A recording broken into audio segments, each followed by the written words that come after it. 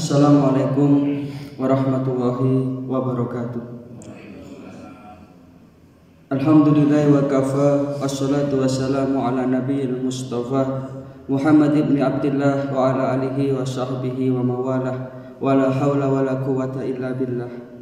Amma ba'du, subhanaka la ilma lana illa ma'allamtana innaka antal alimul hakim. Rabbi shrah li sadri wa yassir li amri wahdul 'uqdatam min lisani yafqahu qawli. Allahumma inna nas'aluka ilman nafi'a wa rizqan thayyiba wa amalan mutaqabbala. Bapak Ibu hadirin jamaah salat subuh rahimakumullah. Kita lanjutkan pelajaran kita hadis arba'in. Kita sampai pada hadis yang ke-36. Langsung kita baca hadisnya. Al-hadisus sadis wassalasun an Abi Hurairah radhiyallahu anin Nabi sallallahu alaihi wasallam qala man nafasa an mu'min kurbatan min kurabid dunya nafasallahu anhu kurbatan min kurabi yaumal qiyamah wa man yassara ala mu'sirin yassarahu Allahu alaihi fid dunya wal akhirah wa man satara musliman satarahu Allahu fid dunya wal akhirah wallahu fi aunil abdi ma kana al abdu fi auni akhi wa man salaka tariqan yaltamisu fihi ilman sahalallahu lahu bihi tariqan ilal jannah wa majtama'a qaumun fi baitin min buyutillah yatluna kitaballah wa yatadarasunahu bainahum illa nazalat alaihimus sakinah wa ghasiyatuhumur rahmah wa hafathumul malaikah wa dzakarahumullahu fi man indah wa man batta'a bihi amaluhu lam yusyri' bihi nasabuhu. Rawahu Muslim bihadzal lafzi.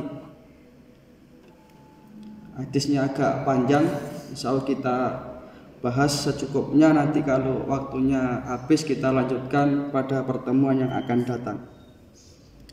Hadis yang ke-30 dari sahabat Abu Hurairah radhiyallahu an. Dari Nabi sallallahu alaihi wasallam beliau bersabda, barang siapa yang menghilangkan kesusahan dari kesusahan orang mukmin ketika di dunia, maka Allah akan menghilangkan kesusahannya nanti di akhirat, di hari kiamat. Barang siapa yang memberi kemudahan orang yang sedang dalam kesulitan, maka Allah akan memberikan kemudahan baginya di dunia dan di akhirat. Siapa yang menutup aib saudaranya sesama muslim, maka Allah akan menutup aibnya di dunia dan di akhirat. Siapa saja yang menolong saudaranya, maka Allah akan menolongnya sebagaimana ia menolong saudaranya. Barang siapa yang menempuh satu perjalanan untuk menuntut ilmu, maka Allah akan memudahkan baginya jalan menuju surga. Tidaklah berkumpul sekelompok orang di salah satu rumah Allah untuk membaca kitabullah dan mempelajarinya di antara mereka, melainkan akan turun kepada mereka ketenangan, rahmat yang meliputi, malaikat yang mengelilingi, dan Allah akan menyanjung namanya kepada malaikat yang ada di sisinya. Barang siapa yang lambat amalnya, maka tidak akan bisa dikejar oleh nasabnya. Hadis riwayat Muslim, nomor hadis 2699. Hadirin jamaah rahimakumullah, ada beberapa pelajaran penting dari hadis ini. Yang pertama, man nafasa an mu'min kurbatan min kurabid dunya. Siapa saja di antara orang yang ia itu mau menghilangkan kesusahan dari saudaranya sesama mukmin ketika di dunia ini, maka nafasawahu anhu kurbatan yaumul qiyamah. Nanti Allah Ta'ala itu akan memberikan kemudahan di hari kiamat. Ini mengajarkan kepada kita untuk mempunyai kepedulian sosial. Jadi kenapa sih ketika kemarin saudara kita di Palestina itu sedang mengalami tekanan, mengalami ujian, mengalami kedoliman, kita yang di sini kok peduli? Padahal jarak Indonesia Palestina itu jauh. Padahal secara nasab kita tidak punya hubungan nasab. Ternyata ini yang mengikat, hubungan sesama mukmin, sesama muslim. Karena dalam satu hadis Rasulullah menyatakan laisa minna man lam yahtamma bi amril muslimin. Tidak termasuk golonganku orang yang tidak peduli dengan nasib saudaranya sesama muslim. Sehingga kemarin itu kita akan menggalang bantuan, walaupun tidak membantu secara finansial, minimal dengan doa. Karena bagaimanapun saudara-saudara kita di Palestina itu adalah saudara sesama muslim. Kadang-kadang tidak membantu, malah mengeluarkan statement yang kontraproduktif. Nah, ini adalah bagian dari upaya kita untuk nanti di akhirat supaya kita itu mendapatkan kemudahan dari Allah Subhanahu wa taala. Di dalam satu hadis digambarkan nanti di akhirat, di yaumul mahsyar, ketika seseorang itu dikumpulkan mulai manusia pertama sampai nanti manusia terakhir. Ini adalah saat-saat yang sangat menegangkan. Ketika itu matahari didekatkan, satu persatu manusia akan berhadapan dengan Qadi Rabbul Jalil, berhadapan dengan Ahkamul Hakimin, berhadapan dengan pengadilan Allah. Alangkah mengerikannya ketika itu, sehingga ketika itu bapak tidak sempat berpikir anaknya, suami tidak sempat memikirkan istrinya, istri tidak sempat memikirkan suaminya. Nah, di ketika itulah amal kita di dunia ini sangat menentukan bagaimana nanti nasib kita di sana.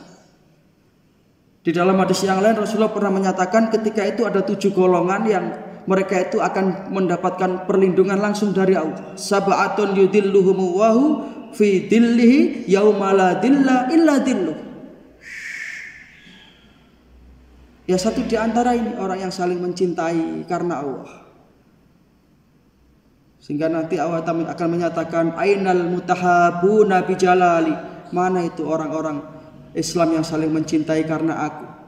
Adilluhum tahta dhilli. Aku akan lindungi mereka di hari ini. Yang ketika itu tidak ada perlindungan lain selain perlindungan Allah Subhanahu wa taala. Maka luar biasa sekali. Ini adalah himbauan Rasulullah kepada kita untuk mempunyai jiwa filantropi, kepekaan sosial, kepedulian sosial. Man nafasa an mu'min kurbatan min kurabid dunya. Jadi ketika ada saudara kita yang mempunyai kesempitan urusan-urusan dunia, kita membantu semampu kita untuk memudahkan mereka. Bukan malah dibalik. Sekarang prinsip itu kan dibalik. Kalau bisa dipersulit, kenapa dipermudah? Sehingga hal-hal yang sebenarnya mudah menjadi rumit dan sulit. Maka orang seperti ini nanti di akhirat juga akan mendapatkan kesulitan yang luar biasa. Dan orang itu akan sesuai dengan amal perbuatannya di dunia ini. Maka dunia ini walaupun sementara tapi sangat menentukan. Dunia yang hanya sebatas usia kita ini akan menentukan bagaimana nasib kita kelak di akhirat yang tidak ada batasnya itu. Maka orang yang cerdas sekali lagi adalah orang yang di dunia ini dia selalu melakukan akselerasi percepatan amal agar nanti di akhirat dia itu semakin berbekal banyak dan semakin mudah. Wa man yassara ala mu'sirin yassarahu wahu alaihi fid dunya wal akhirah. Barang siapa yang memudahkan urusan saudaranya, nanti Allah akan memudahkan urusannya di akhirat. Ini masih ada keterkaitan dengan Hadis yang tadi kita diperintahkan untuk memudahkan orang lain, bukan malah menyulitkan orang lain. Yassiru wala tu'assiru, mudahkan orang, jangan dipersulit. Basyiru wala tunafiru, gembirakan orang, jangan ditakut-takuti. Jadi kita harus selalu memberikan tabsyirah, berita gembira.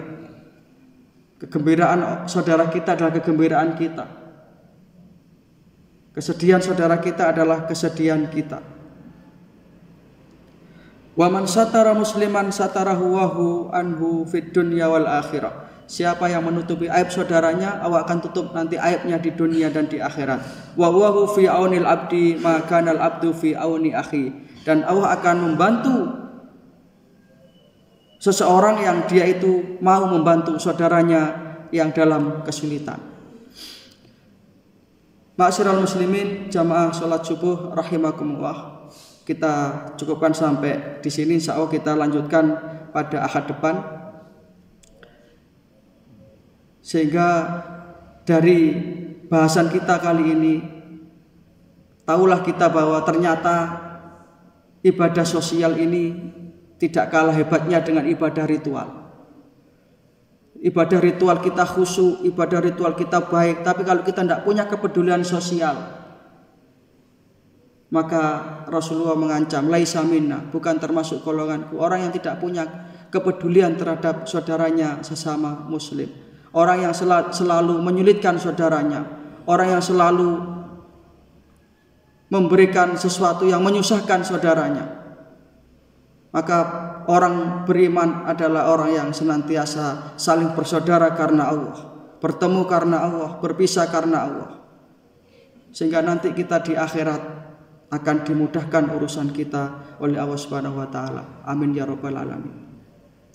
Demikian yang bisa kita bahas pada pagi hari ini sesuai dengan waktu yang tersedia. Ada kurang lebihnya mohon maaf. Kita tutup dengan doa kafaratul majlis. Subhanaka wahumma wa bihamdika asyhadu an la ilaha illa anta astaghfiruka wa atubu ilaik. Nasrun minallahi wa fathun qarib.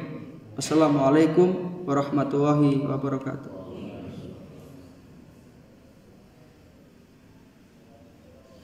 Inna Allah wa malaikatahu yusalluna